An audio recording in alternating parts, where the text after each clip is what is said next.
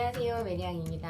오늘은 제가 아이들이 열이 났을 때 엄마들이 빠르게 헤어를 할 수 있는 헤어 오일들을 알려드릴게요. 일단 열이 왜 나는지를 좀 이해하셔야 됩니다.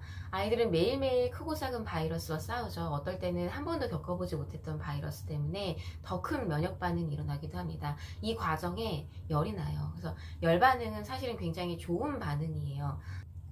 열이 발생이 되면 바이러스의 증식이 억제가 되고 면역세포들의 활성화가 높아지거든요. 그러면은 그 상태를 만들기 위해서는 아이들의 혀를 사용을 해서 아이가 힘들게 이제 에너지를 만들어내는 거예요. 근데 그 과정에 엄마들은 조금이라도 이제 열이 뜨면 불안하니까 해열제를 이제 먹이시거든요. 근데 그 방법은 사실은 그렇게 좋은 방법은 아니세요. 제가 한 3년 전에 1년 넘게 약사님들과 증세별대로 약에 대해서 그 다음에 그걸 대체할 수 있는 에센셜 오일에 대한 강의를 했었거든요. 그때 해열제에 관련돼서 저희가 했는데 해열제가 급할 때 사용하면은 굉장히 좋은 제제이긴 하지만 무분별하게 자주 아이에게 투여가 됐을 때에는 심한 부작용들이 있어요. 가장 큰 이제 부작용으로 본다면 혈액암, 백혈병까지도 올 수 있다라는 걸 제가 그때 배웠거든요. 그래서 엄마들이 약을 쓸 때 좀 많이 이걸 인지를 하고 쓰셔야 되고 이왕이면은 약을 쓰지 않을 정도까지 케어가 됐으면 참 좋겠다라는 생각을 했었어요. 일단 도테라에서 나오는 에센셜 오일 중에 해열이 가능한 오일들을 설명을 해드릴게요. 가장 많이 가이드하고 있는 오일 두 가지가 이 페퍼민트와 유칼립투스예요. 이 두 가지의 오일이 하나는 뭐 미국이 원산지고 하나는 호주가 원산지인데 이 두 가지 오일이 가장 대표적인 헤어 오일로 많이 가이드를 하고 있고요. 더 이제 본다면 스피아민트와 레몬 오일들이 있습니다. 근데 얘네들은 냉성의 오일들이에요. 그러니까 쿨링을 해서 열을 식히는 작용을 보죠. 조금 더 이제 쓰신다면은 열에 관련된 오일들을 사용하실 수가 있는데 그건 제가 이따 다시 설명드릴게요. 자, 어머니들 그 아이들이 열이 났을 때 아로마를 사용하잖아요. 타이밍을 맞추시는 게 되게 중요해요. 어떤 타이밍에 오일들을 썼을 때 드라마틱하게 효과가 볼 수 있다라는 타이밍이 있습니다. 일단 아이들은 평균적으로 37.5도까지는 정상적인 체온으로 봐요. 아직 면역이 다 성립된 것도 아니고 대사도 너무 빠르고 하기 때문에 어느 정도의 열감이 있는 거는 아이들은 원래 그렇습니다. 근데 37.5도에서 38도 사이면은 미열이 뜨거든요.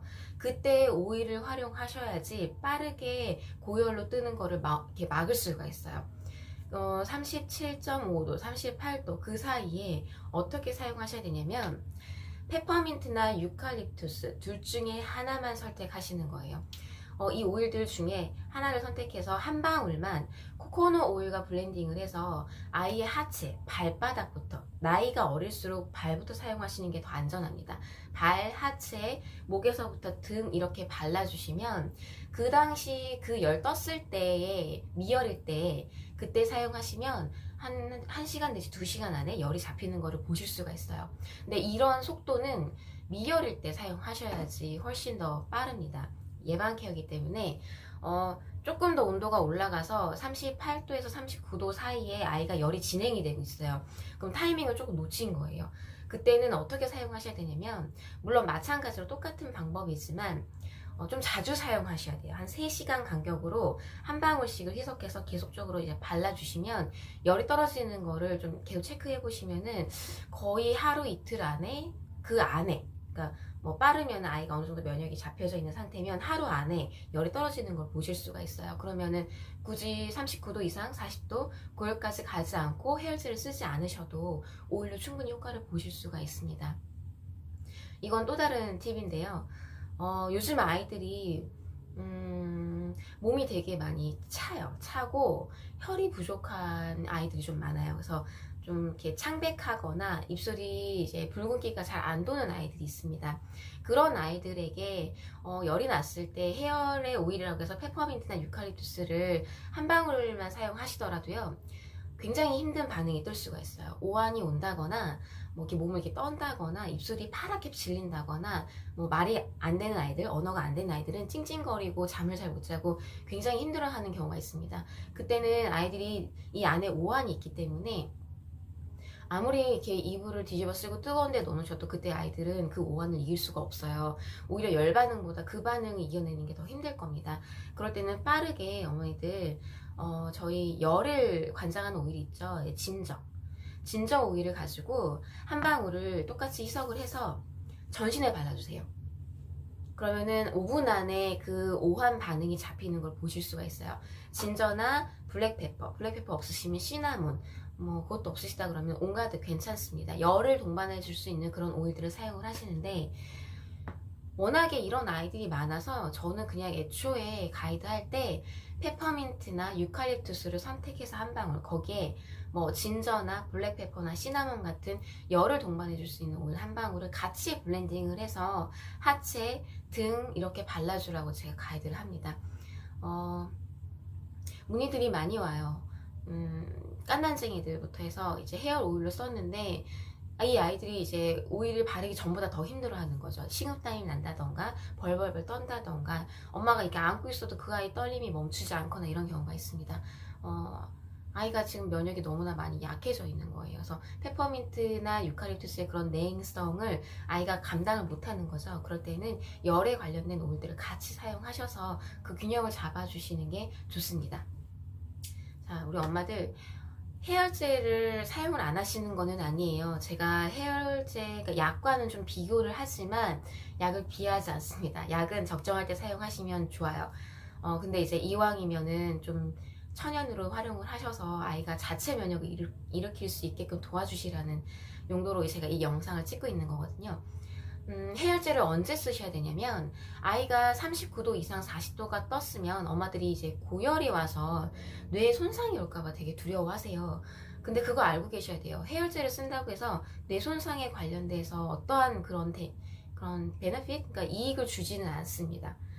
해열제 쓴다고 해서 뇌 손상이 뭐 줄어들거나 올 뇌 손상이 뭐 안 되거나 이런 건 아니란 얘기거든요. 근데 그렇게 뇌 손상이 올 수 있는 경우도 굉장히 드물대요. 그러니까 열에 관련돼서 엄마들 아이가 자체적으로 싸우고 있는 과정이기 때문에 너무 질에 겁먹어서 약을 투여하지는 말아주세요. 아이가 잘 이겨내는 상태다라고 하면은 그걸 좀 서포팅 해줄 필요가 있지, 그걸 누르실 필요는 전혀 없습니다. 자, 39도에서 40도에 열이 떴어요. 아이가 잘 못 먹고 잘 못 자고 눈도 풀리고 늘어져 있는 경우가 있어요. 그때는 해열제 쓰셔야 돼요. 근데 해열제 써보셔서 아시겠지만 반짝이죠. 길어야 2~3시간이거든요. 그동안에 아이가 열이 떨어져서 좀 괜찮나 싶은데 또 그 해열제의 효능이 떨어지게 되면 다시 고열이 뜹니다.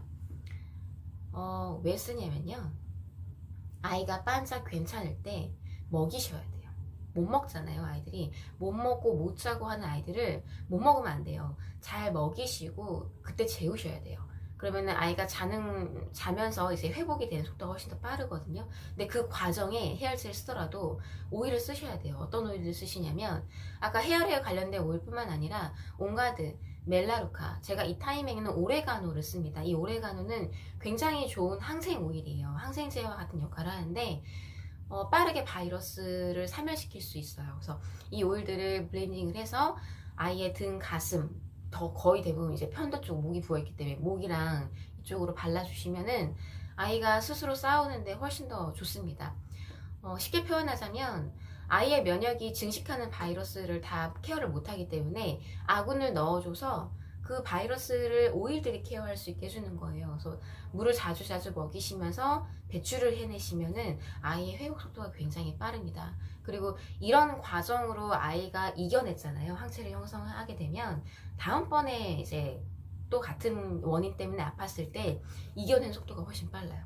고열까지 절대 안 가고요. 거의 미열 안에서 데일리 루틴으로 쓰는 오일 안에서도 케어가 다 가능합니다. 그래서 오늘 제가 알려드린 팁은 헤어에 관련된 거, 페퍼민트, 유칼립투스, 진저, 뭐 블랙페퍼, 시나몬, 이런 오일들의 조합으로 아이들에게 미리 사용했을 때, 미열이 떴을 때 사용했을 때 엄마들은 굉장히 드라마틱하게 아이의 열을 케어할 수 있고 아이의 면역을 보조해 줄 수 있습니다.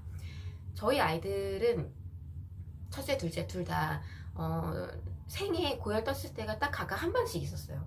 수족구 걸렸을 때. 그 수족구는 약이 없어요. 원래 이제 오게 되면, 수족구가 오면 고열이 하루 이틀 사이는 뜹니다. 뭐 구내염도 마찬가지고요. 그때 아이가 40도 이상 떴는데 첫째 같은 경우에는 그게 이제 이겨내는 게 조금 어려웠었어요. 그래서 그때 해열제 한 번 먹이고 오일 사용해서 아주 드라마틱하게 빠르게 케어를 했고, 두 번째 쇼크가 왔을 때는 거의 약을 안 썼죠. 아예 안 쓰고 오일로만. 열은 떴었어요. 근데 얘가 열을 떴는데 눈도 초롱초롱하고 밥도 잘 먹고 잘 놀고, 쇼크는 그냥 눈으로만 보여지는 그런 증세만 있을 뿐이지 그냥 정상인 거예요. 아, 얘가 잘 버티고 있구나. 굉장히 건강하게 면역이 이제 케어를 하고 있는 거거든요.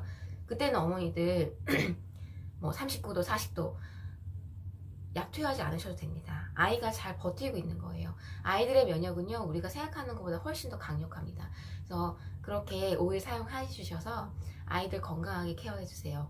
혹시라도 열에 관련된 질문이 있으시면 댓글 달아주시고요. 이거는 오일 사용 방법은 아이의 상태와 그 다음에 언제 이제 타이밍에 쓰느냐에 따라 속도 차이가 좀 있습니다. 그래서 약간 썼는데 이것처럼 안 되네? 이러실 수도 있어요. 그때 문의 주시면 제가 댓글 달아드리고요.